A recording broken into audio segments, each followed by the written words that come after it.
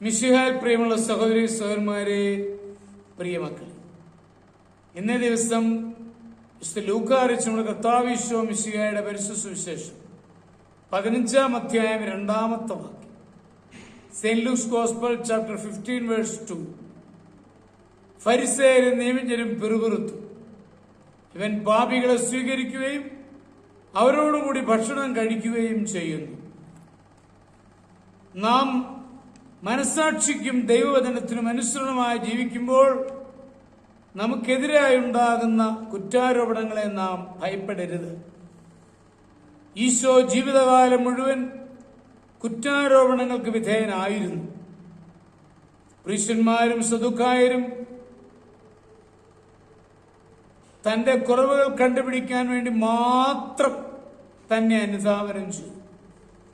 ചുങ്കക്കാരന്റെ ഭവനത്തിൽ ഭക്ഷണം കഴിച്ചതും തന്നെ സുഗന്ധതൈലം പൂശുവാൻ പാപിനിയായ സ്ത്രീയെ അനുവദിച്ചതും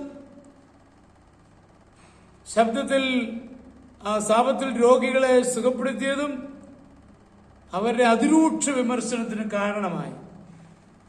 കുറ്റാരോപണങ്ങൾ കേട്ടിട്ടും ശരിയാണെന്ന് തനിക്ക് ഉത്തമ ബോധ്യമുള്ള കാര്യങ്ങൾ ചെയ്തപ്പോഴാണ് കുറ്റാരോപണങ്ങൾ ഉയർന്നത്.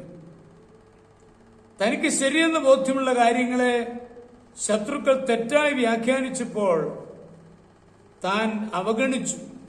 ക്രിസ്ത്യാനിയുടെ ജീവിതത്തിലും ഇതുപോലുള്ള അനുഭവങ്ങൾ ഉണ്ടാവാം. തിരുവചനത്തിന്റെ വെളിച്ചത്തിൽ നമുക്ക് ലഭിക്കുന്ന ബോധ്യത്തിന് അനുസരണമായി നാം പ്രവർത്തിക്കുമ്പോൾ ആ കാരണം നിമിത്തം ശത്രുക്കൾ ഉണ്ടാകുന്നെങ്കിൽ നമ്മൾ ഒരിക്കലും ചഞ്ചലപ്പെടരുത്. നാം കർത്താവിന്റെ അനുഭവത്തിൽ പങ്കാളികളാകുന്നുവെന്ന് മനസ്സിലാക്കി ധൈര്യപ്പെടണം. മനുഷ്യൻ മരിച്ചാലും ജീവിതം തുടരുന്നെന്ന് പറഞ്ഞ സോക്രട്ടീസിനെ ഗ്രീക്കുകാർ എതിർത്തു. ഇസ്രായേലിനുണ്ടായ ബാബേൽ പ്രവാസം ദൈവശിക്ഷയാണെന്ന് പറഞ്ഞ അതിനെ ജനങ്ങൾ എതിർത്തു.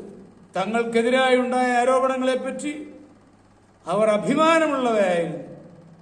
നമ്മുടെ ഉത്തമ ബോധ്യത്തിനനുസരണമായി പ്രവർത്തിക്കുമ്പോൾ അതിനായി കുറ്റാരോപണങ്ങൾ ഉണ്ടായാൽ നമ്മൾ ഒരിക്കലും നിരാശപ്പെടരുത്.